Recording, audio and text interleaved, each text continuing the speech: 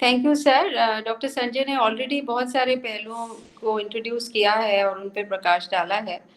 About vulnerable populations we know that जिन लोगों को ऑलरेडी कुछ डिजीजेस हैं, जैसे जो इम्यूनोसप्रेशन पे हैं, जैसे कि कैंसर के मरीज हैं या ट्रांसप्लांट रेसिपिएंट्स हैं, उन लोगों को, और इवन डायबिटिक्स जिनका पुअरली कंट्रोल डायबिटीज़ है, उन लोगों को ससेप्टेबिलिटी ज़्यादा रहती है, इसलिए उनको ज़्यादा ध्यान रखने की ज़रूरत है और उनको वैक्सीन भी देने की बहुत ज़रूरत है। और अमेरिका में तो इन ग्रुप्स को ऑलरेडी थर्ड डोज मतलब बूस्टर डोज भी देना शुरू कर दिया है उन लोगों ने, जो कि हम अभी ये कोशिश कर सकते हैं कि इन लोगों को हम फुल्ली वैक्सीनेट विद 2 डोजेस कर दें। अगर इनको पहले से इन्फेक्शन हुआ है, जैसे डॉक्टर संजय ने बताया कि इसकी इम्यूनिटी, जो भी स्टडीज आई हैं उसके हिसाब से ये है कि नेचुरल इन्फेक्शन भी उसी तरह की इम्यूनिटी देता है जो नॉर्मली वायरल इन्फेक्शंस में हो जाती है। दैट मीन्स उनकी बी सेल मेमोरी रिस्पॉन्स भी काफ़ी एक्टिवेट हो जाती है, along with just producing antibodies by natural infection and also by vaccination. So ये दोनों चीज़ें जो हैं वो हेल्प करती हैं। और कुछ एक एरियाज में जिनमें पहले इन्फेक्शन नहीं हुआ था, जैसे कि केरला में they had very strict norms and a large population in that state was did not get the natural infection, and that is why in the second wave they had a much higher rate of incidence of infection. But along with that, they also carried out testing at a very large scale, and that is why their mortality ratio is much less. That means जो भी patients hospitalise हुए या उनके deaths हुए वो उसमें बहुत कम थे। तो पैंडेमिक के साथ साथ टेस्टिंग करते रहना भी बहुत ज़रूरी है, क्योंकि उससे हमें पता चलेगा। लेकिन अब देखा गया है क्योंकि हर्ड इम्यूनिटी नेचुरल इन्फेक्शन से भी काफ़ी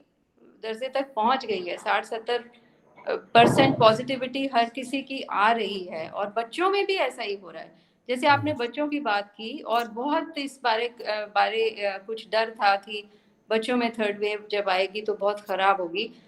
हमने देखा है कि पहली वेव और सेकेंड वेव में भी बच्चे अफेक्ट हुए हैं और उनको एंटीबॉडीज प्रोड्यूस हुई हैं, लेकिन बच्चों में कुछ नेचुरल फैक्टर्स होते हैं जिसकी वजह से उनको इन्फेक्शन तो होता है, लेकिन डिजीज इतनी सिवियर नहीं हो पाती, क्योंकि उनके ACE2 रिसेप्टर्स इतने एक्सप्रेस नहीं हो पाते, उनको और भी इम्यूनाइजेशंस लग चुकी होती हैं, उनमें कुछ और इम्यून सिस्टम उनका ज़्यादा अच्छा बिहेव करता है, जिसकी वजह से बच्चों को ये डिजीज़ इतनी ख़राब नहीं हो पाती है। लेकिन एक स्मॉल प्रोपोर्शन बच्चों को होता है, सी हो जाता है, जिसको हम कहते हैं मल्टी सिस्टम इन्फ्लेमेटरी सिंड्रोम, जो कि खराब बीमारी है। हालांकि उसका ट्रीटमेंट अवेलेबल है और अच्छे से ट्रीट भी हो जाती है,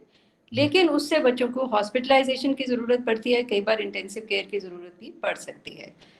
इसलिए अब ऐसा सिचुएशन आ गया है जिसमें अगर एडल्ट लोगों को सबको वैक्सीन मिल जाता है और बच्चों को वैक्सीन नहीं मिला है, तो उस सिचुएशन में ये देखना ज़रूरी है कि बच्चों को इम्यूनाइज करने का हमें कितनी फास्ट उसके लिए जाना है, क्योंकि अब स्कूल भी खुल रहे हैं, उसमें भी थोड़े इन्फेक्शन होने की ज़रूरत है। हालांकि बच्चों में मोर्टेलिटी बहुत कम होती है, लेकिन एक भी डेथ जब हो जाती है कम्युनिटी में किसी बच्चे की, तो उस फैमिली को बहुत ज़्यादा असर होता है और इन जनरल पूरी कैंपेन पे बहुत असर हो जाता है। तो इसलिए सरकार ने ऑलरेडी ट्रायल तो ऑलरेडी कर रखे थे, और अब इट्स लाइकली कि 12 साल से 18 साल तक के इंडिविजुअल्स को भी वैक्सीनेशन शुरू कर दिया जाएगा, और फिर बाहर के देशों में तो 5 साल से ऑनवर्ड ये सब चीज़ें करनी शुरू हो गई हैं। सो इसलिए वैक्सीन अगर अवेलेबल होगा और बच्चों में शायद डोज भी कम लगेगी, और there are some other strategies कि आप इंट्रामस्कुलर की जगह अगर आप इंट्राडर्मल देते हैं वैक्सीन, कई बार उससे बहुत कम डोज में बेटर इम्यूनोजेनिसिटी भी हो जाती है। तो उस तरह की strategies which are evidence based, वो हमें मतलब साक्ष्य प्रमाणित जो भी चिकित्सा की प्रणालियां हैं उन्हें हमें यूज़ करना पड़ेगा।